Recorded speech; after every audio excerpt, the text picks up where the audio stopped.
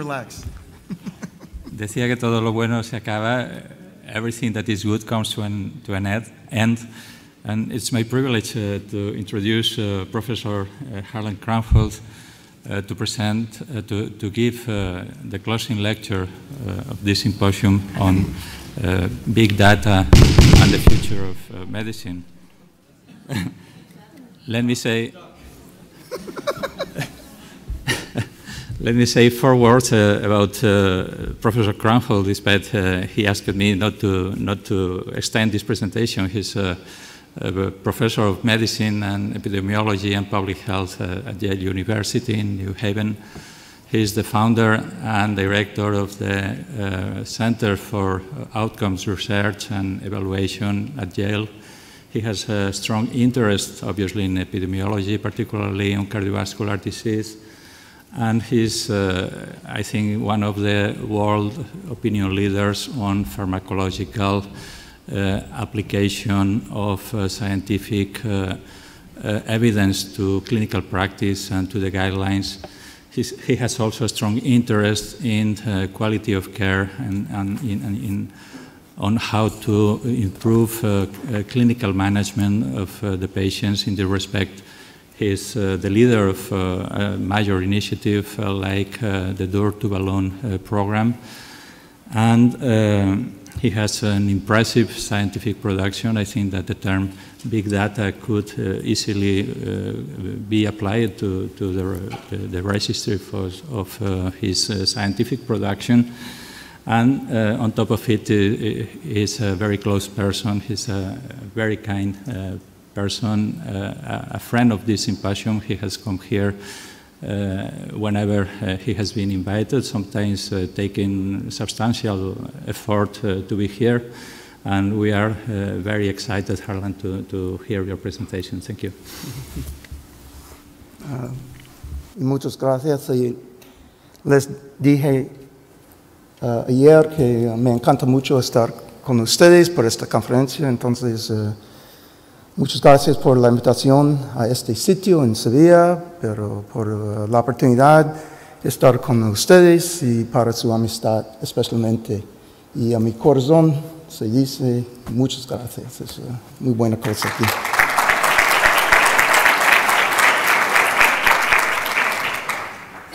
So to have the last talk is a big challenge because you're all very tired and have been hearing so much information. And it's my pleasure to try to take a step back. How can you absorb everything that you have just heard? Trial after trial. And I want to say that there were two themes that came out of what I heard. One was a need for more information. I kept hearing it. I was writing it down. I don't know. Everyone I heard, we need more data. We need more data. And then Dominique was saying, I wish we had more data. My practice, my specific patients may not be like your specific patients. We all have to think about our own homes and the kind of people we're seeing. But then more trials with average results. Subgroups, but be careful about subgroups. Don't interpret subgroups too much. I want to compare therapies because in my practice I have to make decisions. But be careful going across studies. But here's some data across studies, but be careful. Don't interpret them too much. I was hearing very basic questions being asked. When to use oral anticoagulants after acute coronary syndromes? A very common medication that's been sold for decades. A very common condition that we see every day. And today, in this discussion, we're saying, I'm not sure. I'm not sure what to do. Questions being asked about aspirin and its incremental benefit for patients. Trials 20 years old, 30 years old. When will we retire the information from the trials? Will our grandchildren be talking about the trial 70 years ago that said that aspirin was the right thing to use? Are we going to wait one by one for all of these trials? There's a famous Woody Allen joke that goes something like this. Some of you may know I like this joke because it describes many things in medicine. Two elderly women are having lunch at a restaurant. In the United States, this would be in an area called the Catskill Mountains. It's a certain ethnicity of people, and they're sitting at a table, and one turns to the other. They've been eating lunches together for a long time. One turns to the other, looking at her food, and says, "This food is awful. It's just awful. I can't believe this food. Let's be honest, it's awful." And the other woman looks up from her dish. They know each other very well. She looks at her, she says, I agree. And you know what? The portions are so small. This is what we're talking about in medicine. You heard the research, the data is so bad. And by the way, it's so small, it's not enough of it. We've got to begin to think a little bit differently about this. Here's the problem as I say it. You cannot sit through this conference and say the current scientific research enterprise cannot keep pace with the information needs of patients, clinicians, administrators, and policymakers. Does anyone disagree with this? You can't sit here and say, we need more data, and then what are you going to do? Wait 5, 10 years for the next trial to come out in New England Journal or Lancet?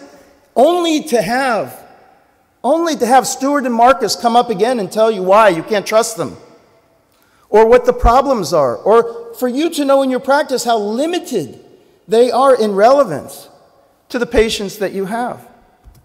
I say research now, when I'm talking about knowledge generation in medicine, is too slow, expensive, and often not relevant. So we sit here and we talk about, yes, that trial, it showed this, it showed that. You know, and then the purist will tell us only the primary outcome, and it's only relevant to the overall trial population.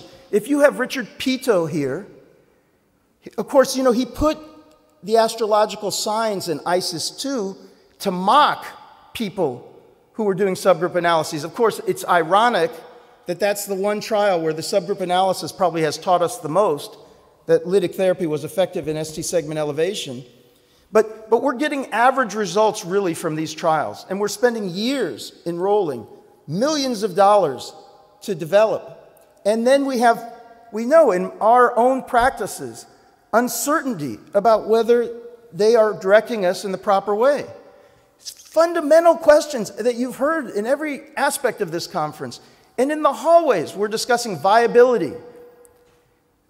We still have no idea whether this is actually improving patient outcomes.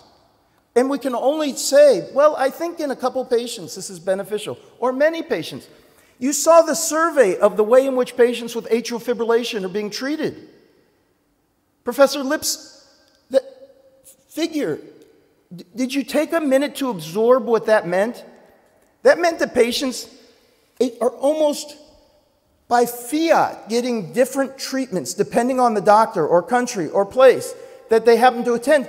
And I can guarantee you, they're hearing a lot of confidence in the recommendation. For my patients, I do this. The next person, for my patients, I do this. Next person, for my patients, I do this. That's what that slide shows. And it wasn't 2 options or 3 options or 4 options. I don't know, what did he have? 20 or 30 different options on that slide of the ways in which patients with AFib and ACS were being treated across Europe. And Europe has common standards. You have an ESC, you have common literature. I think you're reading the same medical facts that everyone else is reading. And I guarantee you in the US, it's that or more. I don't even want to say worse. It's our predicament. It's our situation. So I also want to say these 2 handsome men who spoke earlier are talking about the importance of trials. And I'm not saying that there's not a place for trials as our fundamental cornerstone of producing evidence in medicine, but it's not enough. It's far inadequate. It's not going to do the trick for us. And just going home now and doing what we did before, having heard so many different trial results, so many Kaplan-Meier curves, but still not being sure for our particular patients whether it's right, is not going to necessarily advance medicine. And in addition, this is just a slide of healthcare expenditures, there's increasing pressure to find out how we can personalize medicine for the right person and get value. We no longer have the luxury of letting everyone pursue whatever strategy they want at whatever cost without paying attention to the value, whether something's really being accomplished for the patients. Of course, as physicians, we want that anyway. But now society is asking us. At the far corner, you see the United States spending so much more than everyone else of percent GDP. Spain is just around the OECD average. But I have heard from my friends here that even you, one of the most frugal healthcare systems in the world, highly effective and frugal, still you're getting very much pressure also about the costs of healthcare. So I don't think anyone now can ignore this issue. Even a place like Spain, where from the United States perspective, has gotten so much value out of healthcare compared with us. So this is a glimpse of the future, maybe what can be. How are we going to think about what these issues are? And so the title of my talk was Big Data in the Future of Medicine. And I understand many people are not familiar with this term. And I'm going to try to introduce to you how this may, as a knowledge generation vehicle, a knowledge generation machine, may be able to help complement many of the other things that are going on in medicine. Now, I want to start with a story about Netflix. You know, it's the last talk, so I can take some license. I know many of you didn't expect to come to this conference and see a slide on Netflix. But you have Netflix here too, right? International company. No boundaries in the internet. And Netflix, it streams videos now, but in the beginning, I don't know if you had this phase of Netflix where they would send you DVDs. In the US, it starts as a company that's sending DVDs. Actually puts another company, Blockbuster, out of business eventually, where you used to have to go to get VHS. Then they began sending you DVDs.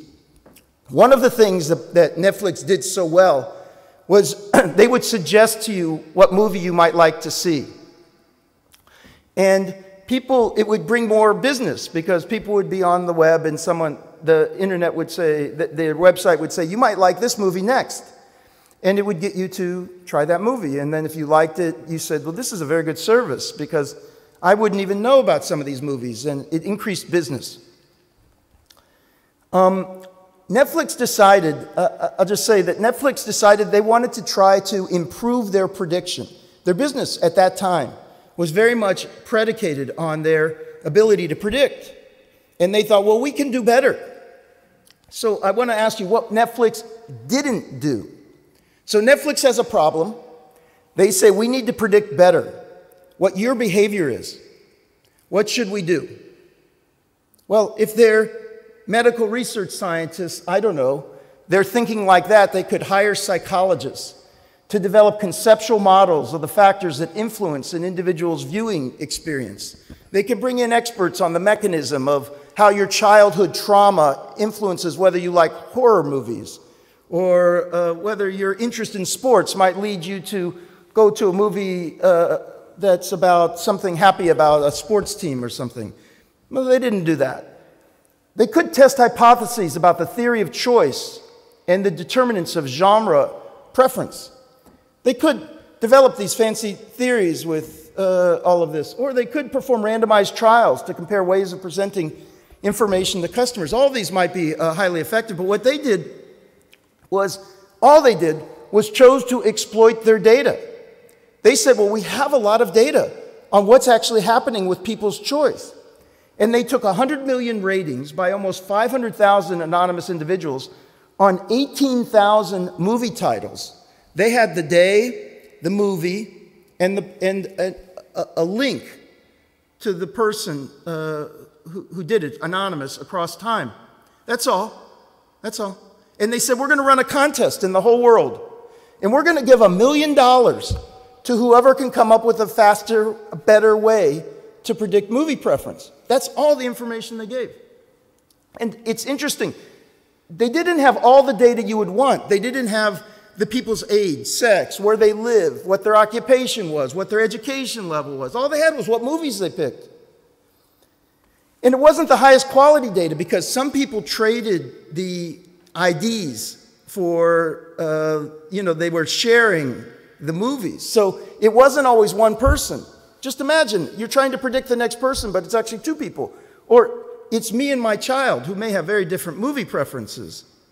And yet, they didn't have all the data they wanted. It wasn't exactly all clean, but it's still possible. And they got a group together they also were using traditional statistical techniques, regression analysis. They brought together people using advanced analytics, and a group won $1 million using an amalgam of advanced mathematical algorithms based on that very small number of information, and they improved the prediction by 10%, which for Netflix was a considerable amount. I'm only saying this because how did they solve that problem? When I look all around me, I see that there are more and more places doing this. And I want to just start with a definition and then talk about what's going on in the world around us. So just a pause for the definitions.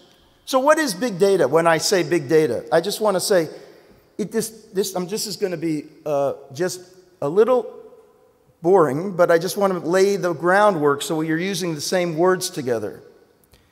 Big data describes a collection of data sets so large and complex that it becomes difficult to process using on-hand data management tools or traditional database processing applications. Big data is just a lot of data. That's it. It's just a lot of data. And it refers, I think, to learning from large and massive data collections that are collected in the real world. Behaviors, actions, things that are just going on and coming in.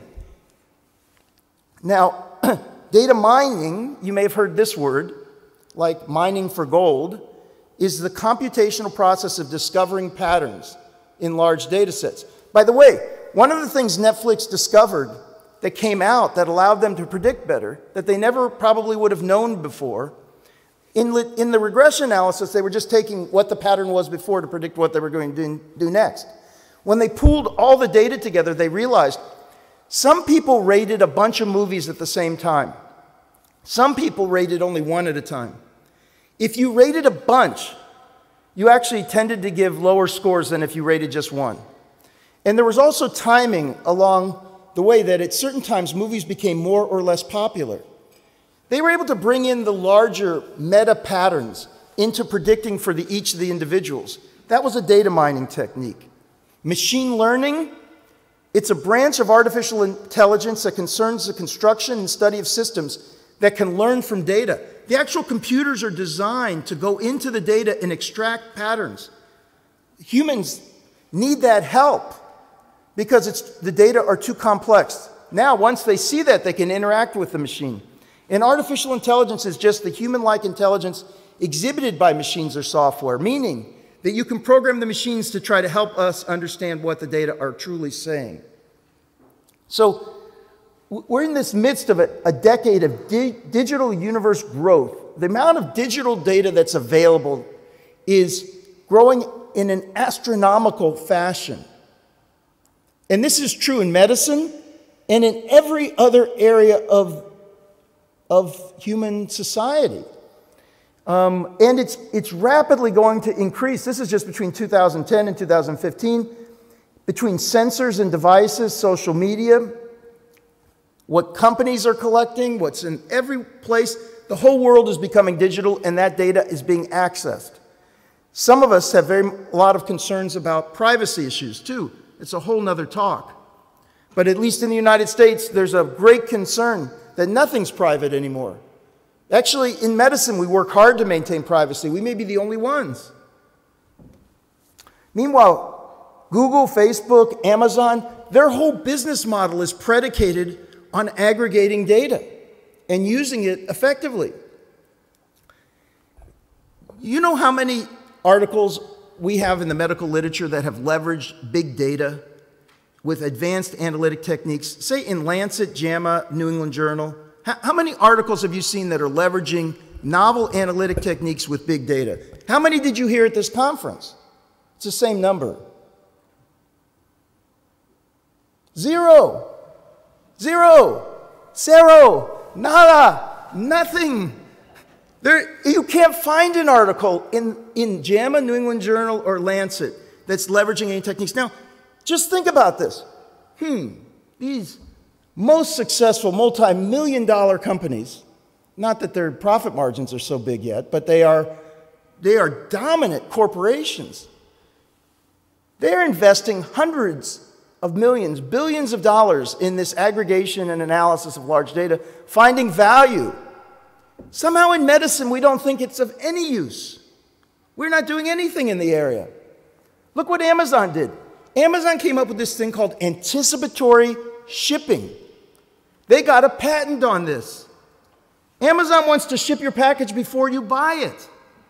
It looks at your clicks, and it says, wow, when someone has that pattern, they almost always buy this. So let's package it. Because we're going to get it to them even as soon as they order it, it's already going to be at their doorstep. I'm not kidding. This is true.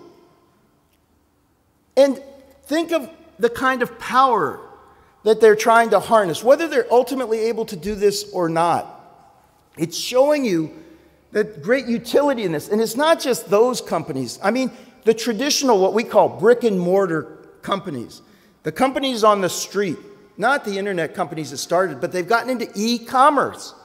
And all of these companies, and every major company in the United States, in the world, is now full in on big data, aggregating large amounts of data, predicting behaviors, trying to understand how it can leverage an advantage.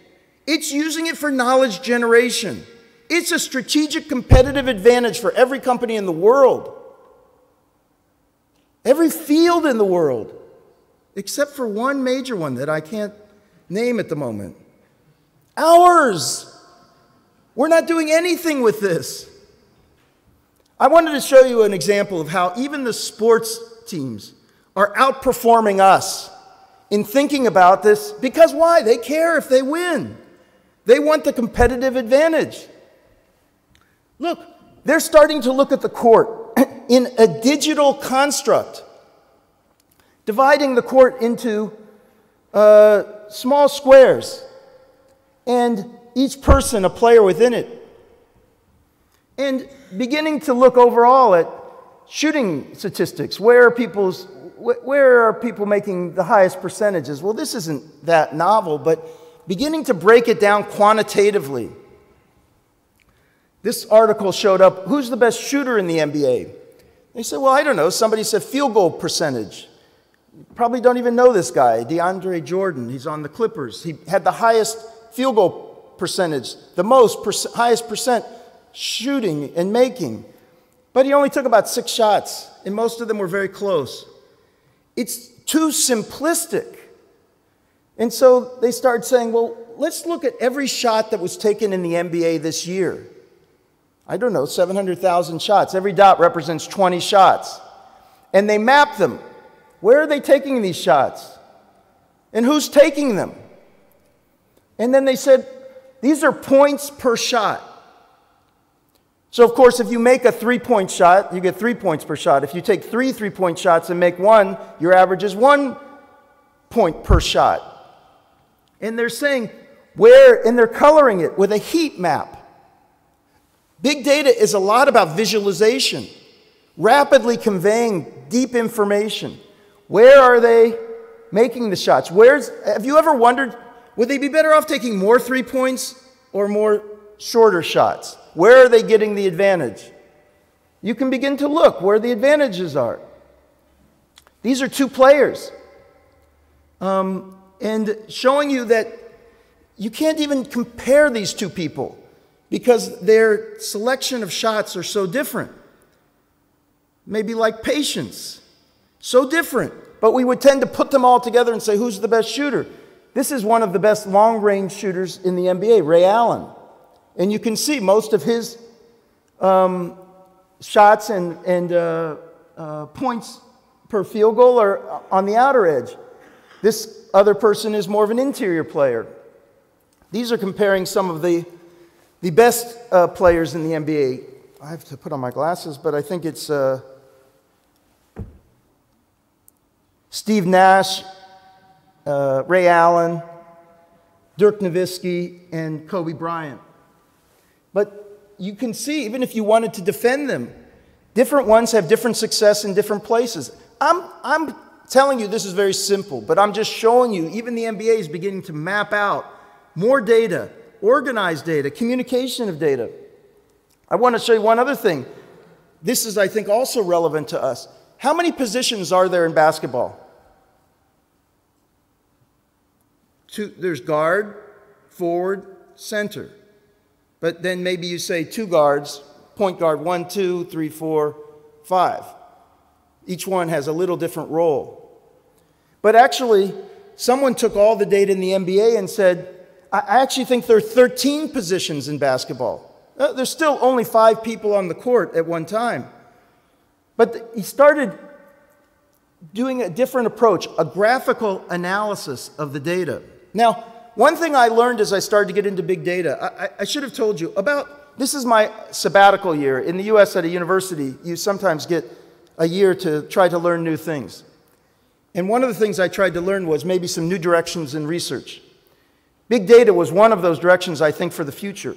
I think we have 2 challenges in American medicine. One is to maintain the humanity in medicine, the patient-centeredness, amid all the technology and people staring at computers, to keep ensuring that we're remaining strong with the humanity. The other part is we've got to generate knowledge faster, better, cheaper. We can't continue to generate knowledge at the pace we're doing to best serve our patients. Those are the 2 things, for me, were my priorities this year. In this area, I began to learn that where Google does not use tables to organize their data, they don't use relational tables. Their whole construct is a graphical interface. They actually map the entire web. When you're doing a search, they're using a graphical interface to determine essentially what's close to you. What are you looking for? And this fellow used this information, aggregating all the information from the MBA, and said, it's a question of, this is an analysis that says, who's like the others? And he begins to say, well, there's a group of people here. He's pulling together all the data. There's a group of people here who primarily are defenders of the basket. They stay close to the basket, and that's their primary identity. There's a bunch of people here who are, in this area over here, they're ball handlers. But they're different kind of ball handlers. This is more offensive, helping get other people involved. This one's defensive, shooting. Up there, they've got role players. And he actually put one-of-a-kind players. That's like LeBron. People who defy easy description. But this is a taxonomy exercise. Made me think about our disease classifications that we've inherited from such a long time ago. Here they're trying to use advanced analytics, employing large amounts of data to say, actually, who's like each other? And what can we learn from that? What do we do now? We call heart failure. Heart failure doesn't even make any sense. There are probably how many different types of heart failure? 40? 100? I don't know. There's certainly not 2 based just on ejection fraction. That's crazy. 100 years from now, they're going to say, can you believe they were giving conferences and first they said heart failure was a singular condition? And second of all, they said, by the way, there are 2 types? I mean, who's going to not think that's crazy? It is. Same with acute myocardial infarction when I was talking to you yesterday about the types. There's many different types, and it depends on a lot of different information and characteristics. So I'm going to just flash through these, but I'm just doing this to show you the enthusiasm level. There are people questioning it. Big data, are we making a mistake? Big data will help patients with multiple medical conditions. Oxford Big Data Center to get 30 million pounds from both the government and the Li Ka-shing Foundation. 7 big data solutions to try to reshape healthcare. You can believe me, actually, big data in the US has become big business. Better medicine brought to you by big data. Big data, better health. what big data can't tell us about healthcare, and conferences that are sprouting up everywhere. Everyone wants to talk about big data, but I'll tell you, most of the time, all they're talking about are large data sets, and they're not talking about new ways of thinking. And so, I'm just showing you more of these. So, I want to just take a few minutes to tell you why I think this is about new thinking. It's not just about aggregating data. It's about new approaches to analysis. I think some of it is the difference between deduction and induction. This is logic. In medicine, we've been taught to put deductive thinking way above high. You've come up with a theory. You develop a hypothesis. You observe something and test that hypothesis, and then you report on it. If I do that, I'll get promoted. I'll be a very famous professor if I spend my life doing that. Inductive logic goes the other way. It's about observing something, observing a pattern, trying to develop hypotheses, and then seeing if you can develop a theory. Most people will not be promoted doing that. Now, there's been a lot of criticism of inductive reasoning back from David Hume and others in the history of science and medicine. The idea is that if I see one thing, I can't necessarily make it a theory. And that's true. On the other hand, a lot of what's been accomplished in medicine has been through careful observation. The reason I say you can't get promoted here is because people say you're fishing, you're data mining, you're just looking for things and they're showing up. It will be discredited because it has no theory behind it. I don't know if you've ever heard this kind of thinking. And I'm saying when you start thinking about big data, you have to change the way you're considering. When Netflix came out with 10% better prediction score, they didn't care what the theory was. They only wanted the performance. When Amazon suggests to you what you might want to buy or they know what you're going to ship, they can test whether or not you are actually accomplishing what you need to do. I think we have to be able to accommodate both types of approaches. I'm just going to go, and the other point is our current statistical methods are decades old, don't handle complexity well, don't scale to massive data sets, and give us reductionist constructs. One other thing that might have struck you with the way we currently do things, not just the trials, but our observational data also, is how reductionist we've become, how we try to narrow the question. Reductionism holds that complex system is nothing more but the sum of its parts, and that an account of it can be reduced to accounts of individual constituents. We can constantly in medicine keep saying, if we just understood this, and this, then we can predict that. As if you can understand based on the parts, not how the parts interact, but just the constituents of the parts. I think it's a foolish idea. In systems biology, they are leaving this old idea of reductionism behind. Functional atlas of the integrin adosome, I don't even know, but this is the kind of maps they're starting to draw in systems biology. Not like the lac operon, 1, 2, 3. This is saying we're recognizing what they're calling emergent phenomenon, where you can only understand the output by understanding how everything works with everything else. How everything works with everything else. Now, let me just say, I'm going to just skip ahead. Meanwhile, these are the kind of papers we're writing. And these are friends of mine, and I am guilty of the same kind of papers. This one just illustrated it best for me. So this isn't to point fingers. I'm pointing it here. Serum potassium levels and mortality in acute myocardial infarction. If you had low or high serum potassium, you had higher mortality. This is the ultimate of the simplistic reductionist approach. Well, why was their potassium high? Who were they? What happened? Was it true in everyone? I mean, what do I do about it? Where were they having high and low potassium? What was it signaling? Was it a marker or a mediator? What was going on?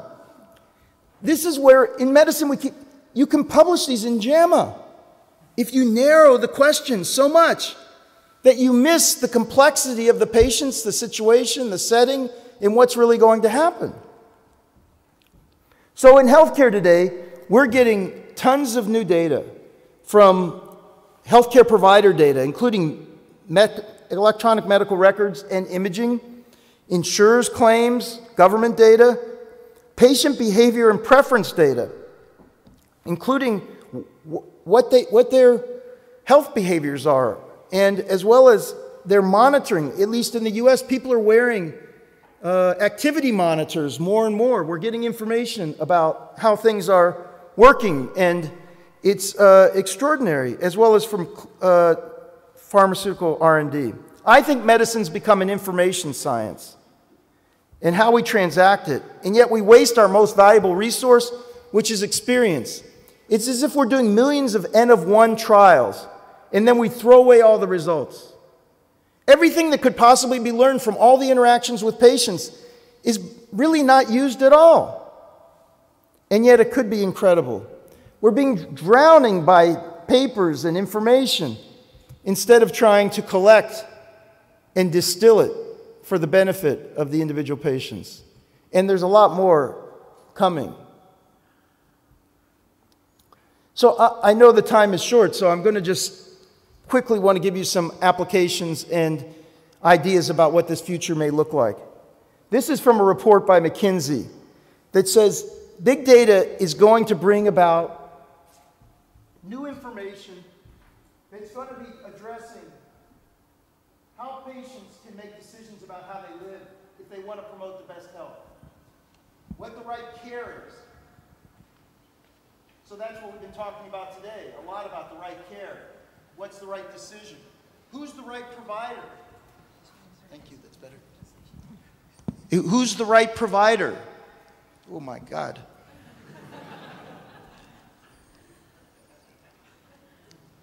I hope no one had a seizure. What's the right value in medicine? And what's the right innovation? So it's about lifestyle. It's about the care decisions. It's about the providers, the right value, and the right innovation. I want to say it's about reporting what's happened. Most people don't even know what the results are at their institutions. So what I mean by that is if you're in the NBA, it's like we're playing the game, but we aren't even keeping score. Let alone all the other information. You don't even know whether you're winning or losing because the data is not collected. But what happened? What's happening now? Sometimes we're reporting what happened several years ago. We don't even know what happened yesterday. We're not collecting the information well enough and fast enough to feed back. Then the mining is, why did it happen? Why are we better or worse than someone else? Then the evaluation is, well, what's the causation? Why, not only just why did it happen, but what caused it to happen that way? And then the last one is, what will happen in the future if we change this or that? How can we simulate the future so we can expect what might happen with the patients? And I challenge you about what kind of application can you imagine? I want to just show you this study. I don't know if you saw it. One of the most important studies, I think, recently published in the New England Journal. Surgical skill and complication rates after bariatric surgery. Do you know this? Do you know this paper? They did video of surgeons performing bariatric surgery, looking at these various different aspects. And then they gave it to 10 other surgeons to rate their skills. And they found that the bottom quartile of surgeons had higher rates of reoperation, more readmission, more emergency department visits. It makes sense. This isn't to punish the surgeons, but how can you make these surgeons become these surgeons? You know, the videos were read by individual surgeons, but actually in an era of big data, you can actually watch actions and code them. It's just all digital. And I think begin to see who has the kind of motions, what are the people doing? It's almost like you're doing it in basketball or golf, where you begin to look at the digital images and see what's the motions associated with the best outcomes. We learn by watching other people, but there's no systematic science to it. These people, no one's ever told them whether they're doing well or not. And they've never had a coach. They've never been filmed. The data had never been collected. Angiograms are the same issue.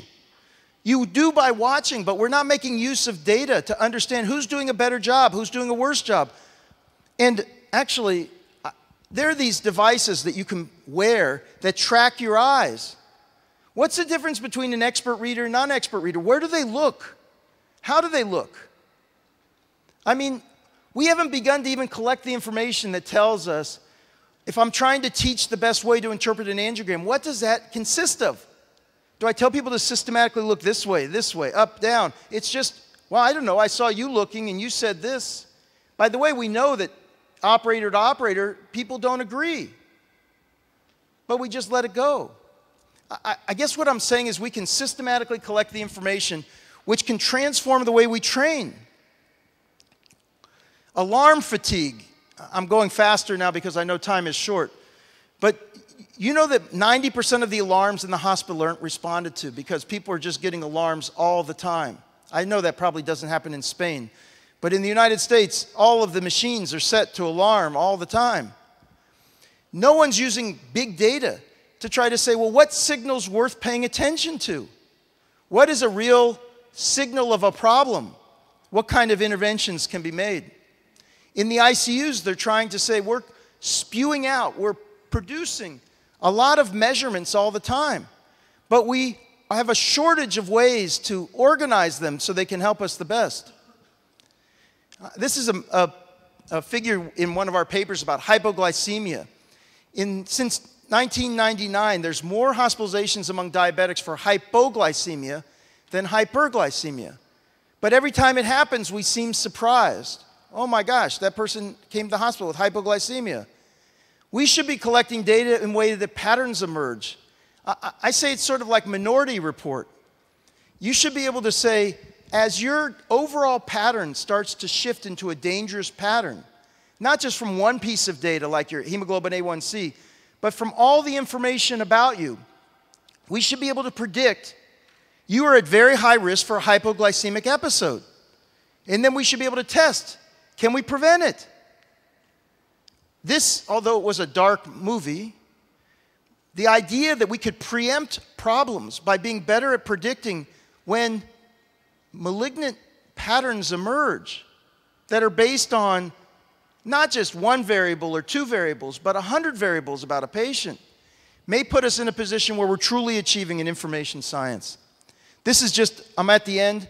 I just want to show you this. This is diabetes looking at a very small number of variables that incorporate mostly biology.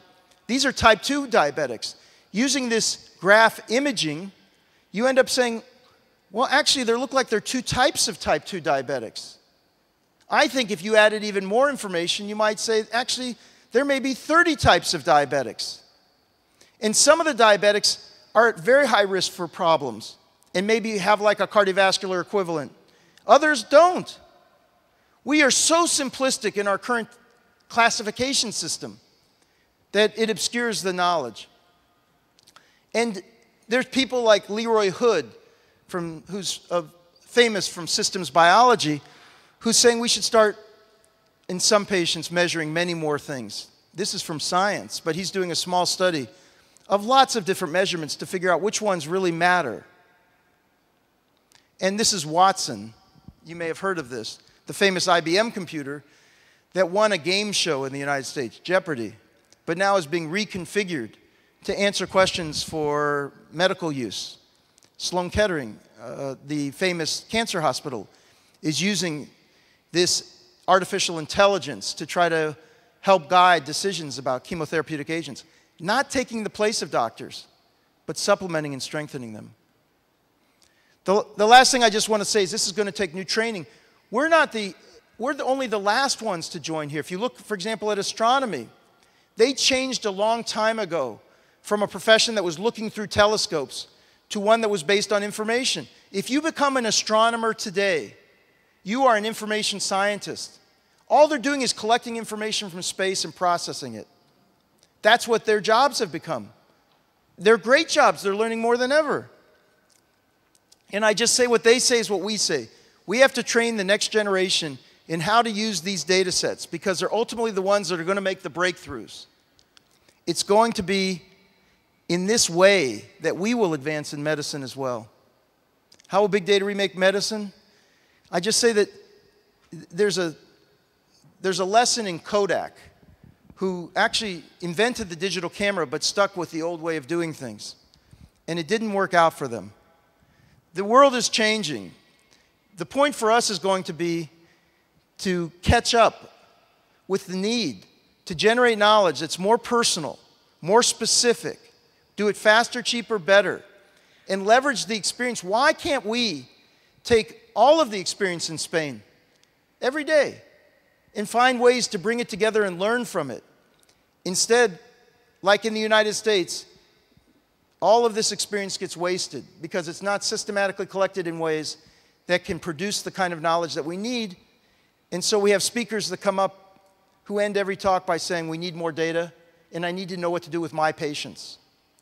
This kind of information can complement the kind of studies and tests and experiments that we're doing otherwise, and I think can more fully help us achieve a truly personalized healthcare system, and to do it in a way where the information is less expensive, more timely, and more relevant.